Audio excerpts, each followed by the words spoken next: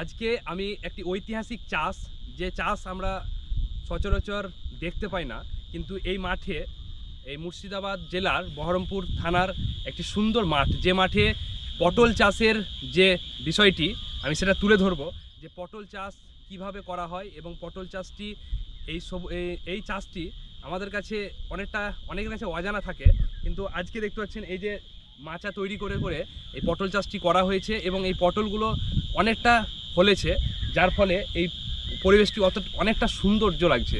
তাই আমি দেখাচ্ছি যে পটলগুলো কিভাবে ফলে এখানে, কারণ মাচার উপরে উপরে থেকে যায় পটলগুলো এবং সেখান থেকে কৃষকরা সংগ্রহ করে, কারণ এইভাবেই এই চাষটি হয়ে থাকে। এই মাঠে দেখতে পাচ্ছেন এইভাবে মাচার উপরে উপরে এই পটলগুলো ফলে এবং এই ফলগুলো, এই সবজিগুলো যখন একটু সময় নেয় তখন কৃষকরা এটা তুলে নিয়ে বাজারে বিক্রি করে এবং তাদের জীবিকা নির্বাহ এভাবে হয়ে থাকে। তাই এই যে কৃষিকাজ, এবং এই কৃষিকাজটি সত্যি মানে এইরকম কৃষিকাজ আমরা সচরাচর দেখতে পাই না, কিন্তু খুব সুন্দর এবং প্রাকৃতিক কৃষিকাজ। আমি দেখাচ্ছি পুরো জমিটি ঘুরে যে কিভাবে এই পটলগুলো চাষ হয়েছে। দেখতে পাচ্ছেন এই যে এখানে এই যে মাচাগুলো তৈরি করা হয়েছে, তার সঙ্গে এই পটলগুলো এভাবে মাচার সঙ্গে ঝুলে রয়েছে। দেখতে পাচ্ছেন পুরো জমিতে পটল হয়েছে। এই চাষটি সত্যি খুব ভালো চাষ, কারণ পটল চাষ সব মাটিতে হয়ে থাকে না। এখানে বেলে মাটি রয়েছে বলে এই মাটিতে এই পটল চাষটি খুব সুন্দর হয়।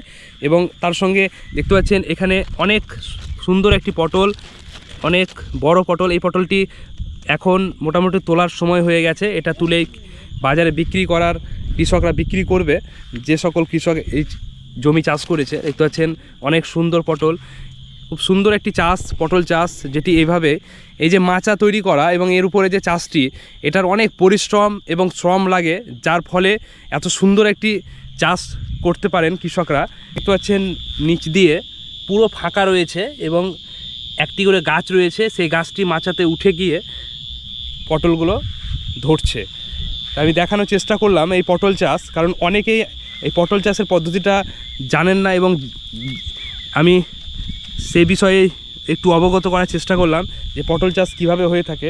দেখতে পাচ্ছেন এই যে একটি কলা, মানে এটা একটা কৃষকের একটি কলা বলা যেতে পারে, কারণ এইভাবে সুন্দর করে একটি গঠনমূলকভাবে জমিতে এর বিষয়টি তৈরি করে তারপরে এটা চাষ করা হয়। এটার একটি সৌন্দর্য রয়েছে।